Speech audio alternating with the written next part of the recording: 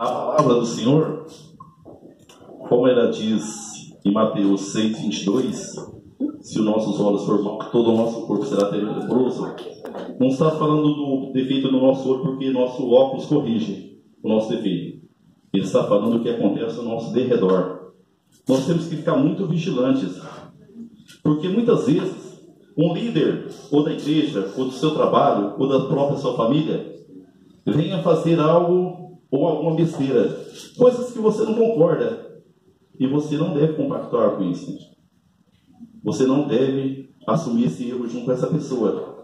As coisas que o seu líder está fazendo de errado, você não deve estar junto com ele. Por isso que você tem que vigiar muito na palavra. Irmãos, você meditando nessa palavra aqui, ó, você vai saber o que é certo e errado. Aleluia! Nada vai te confrontar. Aleluia, Deus. Certo? E essa pessoa, o que você tem que fazer é orar por ela. Porque essa obra não é sua. Essa obra é do Senhor. Lá na frente, essa pessoa vai ter o acerto dela com Deus. Não vai você colocar as mãos, ou vai falar algo que vai magoar no momento aquela pessoa. Então você deve deixar essa pessoa de lado, saber o que é certo e errado, orar, meditar ao Senhor e não estar do lado dessa pessoa, irmãos. Não faça isso, porque você está indo no caminho errôneo e Deus vai te cobrar juntamente com ela. Saiba o que é certo, saiba o que é errado, siga somente a palavra de Deus. Você não está na igreja para agradar missionário, nem pastor, nem diácono, nem presbítero. Você está para agradar a Deus. Faça o que é reto ao teu coração perante Deus. Amém? E foi isso que, infelizmente, esse rei Acaz, ele deixou de fazer. Irmãos, esse rei, ele fez aliança com a Síria, ele fez aliança com Damasco, pegou todos os tipos de imagens que poderia ter daqueles reinados e trouxe para Jerusalém e fez altares para adorar. Ele foi o pior rei que você possa imaginar. Ele fez tudo de errado. Vocês têm uma ideia? A crueldade desse ser humano? A Bíblia fala que ele sacrificou seus filhos. Ele não sacrificou seu filho. Ele sacrificou seus filhos. Foi um dos piores reis que Jerusalém pode ter tido. Ele foi tão ruim que no seu enterro não deixaram que ele fosse sepultado no sepulcro dos reis. Ele teve que ser colocado em vala separada. Porque, como nós todos sabemos, quando morre alguém, o cara pode ser caloteiro, né? Pode ser que não presta, isso, aquilo, mas quando chega lá no velório, olha para o defunto e fala: nossa, como que essa pessoa era tão boa, né? Nossa, um ótimo pai de família, né? Olha, esse cara era honesto, hein? Rapaz, eu gostava tanto desse cara. Não é assim que funciona? Esse cara não vale nada, né? Expressando assim. Mas com o rei Acaz foi diferente. Nem depois de morto colocaram ele como um homem bom. Não permitiram, porque sabia que ele foi um rei totalmente cruel. E aos 36 anos de idade, ele morreu. 16 anos governando, 16 anos de governo, morreu cedo, 36 anos. Aí entra na história seu filho Ezequias. A palavra que fala no capítulo 29 diz assim: tinha Ezequias 25 anos de idade quando começou a reinar, e reinou 29 anos em Jerusalém, e era o nome de sua mãe Abia, filha de Zacarias. E fez o que era reto aos olhos do Senhor, conforme tudo quanto fizera Davi seu pai. Davi era pai de Acaz? De Ezequias? Não, quem era pai de Ezequias era Acaz. Só que ele pronuncia aqui Davi. Ele pronuncia aqui um homem que foi leal no seu reinado. Ele nem lembrou de seu pai. Porque seu pai tinha sido um crápula, um desumano. E entra Ezequias para assumir esse reinado. Agora você imagine a situação desse reinado quando Ezequias pegou, irmãos. Não tinha dinheiro, não tinha exército, não tinha moral, não tinha nada nesse reinado. E Ezequias, ele assume esse reinado do dia para a noite. Ele não pensou duas vezes. Mesmo naquela situação precária que estava o reino, ele assumiu. Tem coisas, irmãos, na vida da gente que nós não temos que deixar para amanhã. O amanhã não existe. É hoje. Você tem que fazer hoje. Amanhã não existe. Porque quando chegar amanhã, amanhã vai ser hoje. Hoje, nós temos que mudar a nossa vida hoje. Amanhã eu vou emagrecer, amanhã eu vou deixar de fazer isso, amanhã eu vou deixar de fazer aquilo, amanhã eu vou deixar de fazer... Não, é hoje que você tem que começar as coisas. Nunca deixar para amanhã. E foi isso que Ezequias ele fez. Ele começou o seu reinado ali. Sem nada, irmão, sem nada. Mas a primeira coisa que ele fez, aqui diz no capítulo 29, 4, ele diz assim: e trouxe os sacerdotes e os levitas e os ajuntou na praça oriental. Eles lhe disse: ouve-me, ó levitas, santificai-vos agora, e santificai-vos a casa do Senhor, Deus de vossos pais, e tirai o santuário à imundícia. O que aconteceu? Tinha que ser limpo todo aquele santuário, irmãos. Então o primeiro ato que ele fez foi chamar os levitas, os sacerdotes, para que fosse limpo aquele santuário onde eram feitos os sacrifícios de idolatria do seu pai. E todos que acompanharam ele nas idolatrias, né? Então eles chamaram os levitas, os sacerdotes, e ali começou a limpeza. Cerca de 8 a 10 dias, eles foram fazendo a limpeza. E Ezequias, o primeiro ato dele, assim que ele chamou os sacerdotes e os levitas, era trazer o Deus de Israel de volta no meio do povo. Porque ele sabia que se tivesse Deus ali no meio do povo, ele teria tudo. Ele tinha dinheiro? Não, ele não tinha dinheiro. Mas Deus é dono do ouro e da prata. Ele tinha exército? Não. Mas o Senhor é o Senhor dos exércitos. Ele tinha moral? Não. Tinha totalmente a moral acabada. Mas ele tinha um alicerce que era Deus. Ele trazendo Deus, ele traria tudo de volta para a vida dele. É o que acontece com nós hoje, irmãos.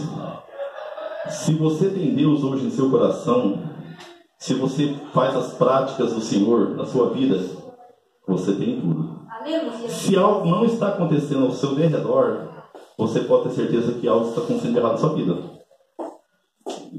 Igual a missionária está dizendo, vamos analisarmos o que está acontecendo de errado para que nós venhamos a consertar esse erro. Nós temos que ter maior intimidade com Deus. Nós temos que ter um Deus na nossa vida. Ele nos escolheu. Agora nós temos que estar ao lado dele, irmãos. E quando nós temos Deus, nós temos tudo. Nós não temos mais medo de nada. Nós podemos tudo. Cristo agora habita dentro de nós. Por que o medo? Nós podemos tudo. E Ezequias, ele foi buscar a Deus. Limparam a casa do Senhor. Limparam, fizeram queimar incenso, fizeram sacrifício, foram limpando, purificando, para que Deus voltasse a habitar no meio do povo. Aleluia, Deus. E assim o povo foi de volta aos poucos, crendo no Deus de Israel novamente. Glória a Deus. Aleluia. Primeira coisa que Ezequias fez quando reuniu o povo, ele propôs fazer uma festa para comemorar a Páscoa. E fazia muito tempo que aquele povo não sabia que era Páscoa, né? Só na idolatria, suas parentelas todas no pecado. E ele convidou o povo para que viesse essa festa da Páscoa. E ele foi mandando carta para toda a região. Carta para os reinados, para Efraim, para Judá, e foi convidando o povo para que viesse a juntar e comemorar essa Páscoa junto com ele. Porque essa Páscoa poderia trazer o Deus de volta no meio do seu povo, e ele queria que o povo voltasse à memória de quando a mão forte de Deus operou no Egito e libertou o seu povo. Quando Deus fez essa libertação do povo, que foi feita a Páscoa, a lembrança da Páscoa no Egito, o povo atual de Judá poderia saber que Deus poderia estar com eles, no meio deles, que jamais o abandonaria como fez no Egito. E assim o povo poderia voltar a confiar de novo naquele seu reinado. E assim Ezequias fez. Convidou todos os povos, se manifestaram e disse que não poderia mais ter derrotas no seu reinado, porque a partir daquele dia Deus estaria habitando no meio deles. E isso, o seu reinado, irmãos, foi progredindo, estava sem dinheiro, as coisas começaram a reverter a situação, eles começaram a receber dízimos no seu reinado.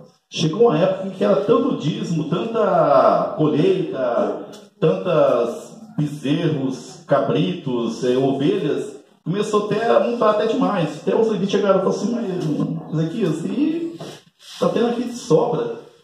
Daí não está faltando para o pessoal, não? Eu falei assim, não. Está ao contrário lá, meu bem. Quanto mais eles dão, mais se multiplica lá na fazenda deles. A multiplicação é intensa. Lá não falta de jeito nenhum. Pode ficar tranquilo. As coisas de agora para frente estão prosperando. Deus está conosco. Mas é o que acontece, né, irmão? Quando as coisas vão indo bem, foi passando o tempo, e vai daqui e dali, aí vem um confronto de Senaqueribe contra, como se não bastasse, né? A situação que Ezequias passou, agora entra Senaqueribe na jogada. Aqui no capítulo 32 diz assim: depois dessas coisas e fidelidade, veio Senaqueribe, rei da Síria, e entrou em Judá e acampou-se contra as cidades fortes e intentou-se pará-las para si. O que acontecia é que o rei Ezequias, ele quis ter um reinado independente. Ele começou a não pagar impostos. Ele não queria ter um monopólio de outras nações estrangeiras. Ele queria ter o seu próprio reinado, porque ele sabia que ele tinha tudo, ele tinha Deus, ele tinha tudo. Ele não precisava mais de outras nações para dizer o que ele poderia fazer ou deixar de fazer. Ele tinha tudo. Ele tinha Deus na vida dele e na vida do povo. E o rei Senaqueribe não aceitou essa situação, né? E é onde que começou a mandar mensageiros, cobranças e ameaças, e foi indo, até que chegou o ponto do rei Senaqueribe mandar a carta blasfemando contra Deus. Até aí tudo bem, né, irmão? Quando ele estava enfrentando o rei Ezequias, falando algo que não devia, ameaçando, mas quando ele blasfemou contra o Senhor, aí as coisas mudaram de lado. Aqui ele escreveu assim: escreveu também cartas para blasfemar do Senhor, Deus de Israel, e para falar contra ele, dizendo: assim como os deuses das nações das terras não livraram o seu povo das minhas mãos, assim também o Deus de Ezequias não livrará o seu povo das minhas mãos. E o povo já ficou desesperado, né? E o rei Ezequias disse ao seu povo: calma, pode ficar tranquilo, que aqueles 70, 100, 200 mil soldados que estão vendo lá fora, é só braço de carne. Aqui nós temos o braço do Senhor. Ali é só braço de carne, aqui nós temos o braço do Senhor. Acalme-se, pode ficar tranquilo. Aleluia. E quando o rei Ezequias recebeu essa carta, louvado seja Deus, ele chamou o profeta Isaías. E o que eles fizeram, irmãos? Olha o que eles fizeram. Porém o rei Ezequias e o profeta Isaías, filho de Amós, oraram por causa disso e clamaram ao Senhor. Irmão, é nas situações quando a gente está desesperado, né? Mas nem por isso nós devemos buscar o Senhor só nessa situação. Nós podemos buscar no Senhor uma situação boa também. Por que só na situação ruim que nós vamos buscar o Senhor, né? Temos que buscar agradecer diariamente ao Senhor. Está ruim sua vida? Olha o Senhor. Está boa a sua vida? Olha o Senhor. Nós temos que ter essa intimidade direta com Deus. Não é só nos momentos mais difíceis, não. Mas através dessa carta, o profeta Isaías e o rei Ezequias oraram ao Senhor. E Deus enviou um anjo. Irmãos, Deus ele não conta com números. Deus ele não conta com números. Ele conta com unidade. Ele conta com verdadeiros. Ele não precisa de igrejas cheias para fazer obras. Ele não conta com números. Deus não existe números nem tempo para Deus. Ele conta com verdadeiros. Aleluia. E ele usou um anjo que matou 185 mil soldados valentes. Não foram nem soldados covardes. Foi soldados valentes. E onde que foi derribado o reino de Senaqueribe. Irmãos, eu quero dizer essa noite para vocês que nós temos 3 coisas a aprender nessa passagem de Ezequias, Acás e Senaqueribe. 1. Mesmo ao lado de Acásios da vida, porque isso nós vamos ter muito na vida, tá? Você vai encontrar muitos Acásios por aí, tá? Que vai tocar o terror de você. Mas você contar nessa palavra aqui, ó, você não vai deixar se influenciar por ele, como o teu filho conviveu junto com ele e não foi influenciado. Amém? Amém, então, glória a Deus. Jamais devemos nos contaminar. Sempre teremos que ser retos aos olhos do Senhor. Aconteça o que acontecer, o que prevalece é essa palavra aqui, ó. Não importa A, nem B, nem Maria, nem Pedro, nem João. Essa palavra vai sempre prevalecer na sua vida. Tremendo, essa palavra. Aleluia. Segunda, todas as vezes que vier algo contra a sua vida e você estando na presença do Senhor, lembre-se, quando você cair, você pode imaginar o seguinte: aleluia. Essa queda sua é um sinal que sua bênção está bem próxima de você. Isso você pode ter certeza. E quando você levantar dessa queda perante o Senhor, o nome dele vai ser glorificado. Amém? Irmãos, e o mais importante de todas essas palavras do Senhor, de todos esses glória exemplos, a Deus, aleluia, de tudo que Deus falou conosco, louvado seja Deus. Só permaneça uma coisa que eu falo a vocês, que vale a mim e vale a qualquer um de vocês aqui da igreja ou quem está lá fora. Nunca se afaste de Deus. Amém? Glória Irmãos, a Deus. Até aqui Deus falou comigo e as palmas louvam o Senhor Jesus. Amém?